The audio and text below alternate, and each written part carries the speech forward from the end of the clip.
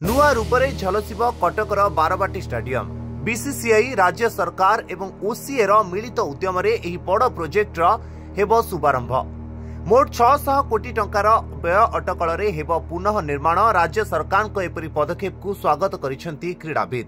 5T सचिव आसी stadium बुली देखिबा सह ओसीए कर्मकर्ता सह आलोचना करने सह स्टाडियम रे समस्त गैलेरी ब्लू प्रिंट तर्जमा करिसेंती। आसंता 27 तारिख में बारवाटी नवकलेवर भित्ति प्रस्तर स्थापन हेबा। ड्रेसिंग रूम, जिम सेंटर, पाभिलियन एवं अन्यान्य दिग मध्य नुआ रूप पाइब बोली कहिसंती ओसीए संपादक।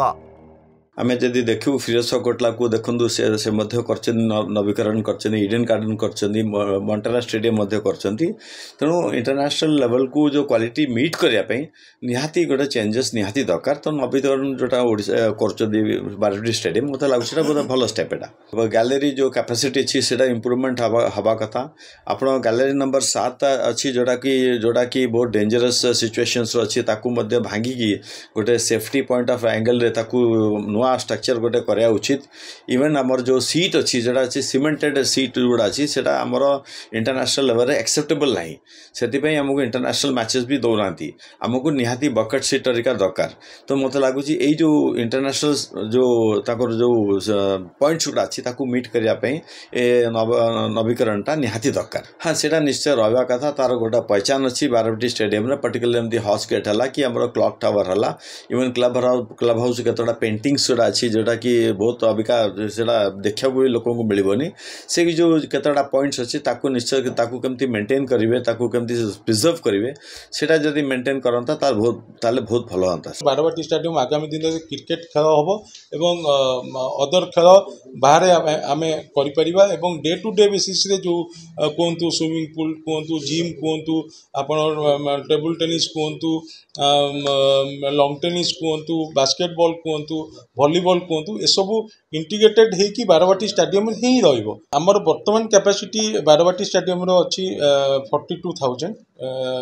42,000 टू 44,000। तो आगामी दिन में जो बकेट सीट्स लगिला 60,000 कैपेसिटी तो करने को आम योजना करूँ। पीआर आसला फाउंडेशन स्टोन 27 तारीख दिन ऑनरेबल सीएम फाउंडेशन स्टोन देवे। तापर काम इमिडिएटली आम एप्रिल मास को स्टार्ट करूँ। आशा करुँ 3 वर्ष भितर काम सारिया। अन्यपटे स्टाडियम भंगा को नहीं विरोधी सीधासलख भावे सरकार को दायी करिसेंते। तबे बारवाटी आधुनिकीकरण उपरे राज्य सरकार आउथरे निष्पत्ति नेबा आवश्यक बोली कहिसेंती कांग्रेस विधायक मोहम्मद मुकीम। बारवाटी स्टाडियम हेउची कटक सहरर अन्यतम वैशिष्ट्य। एही स्टाडियम निर्माण रे गभीर ऐतिहासिक और संवेदनशील पृष्ठभूमि रही।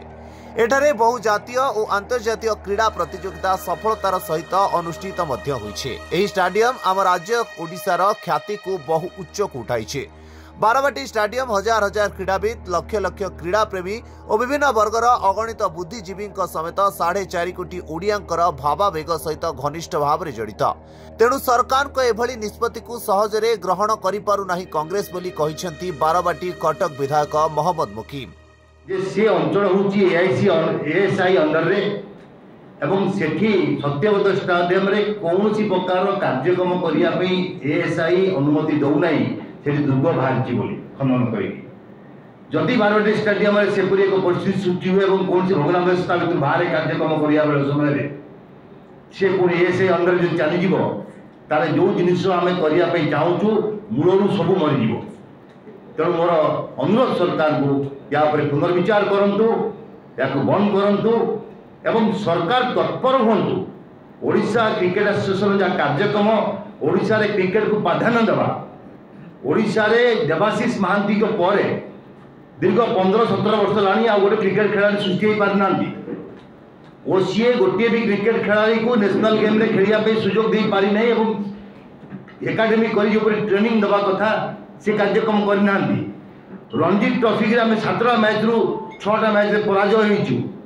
तेणु जो पर्पस ओडिशा क्रिकेट एसोसिएशन तैयारी से पर्पस उपलब्धि करंतु। आम भितर जो लुकायित प्रतिभा अच्छा सामना को आणंतु एवं नेशनल इंटरनेशनल गेम खेलिया सुजोग सृष्टि करांतु। कटकरू विश्वजित नायकों रिपोर्ट, धरित्री लाइव।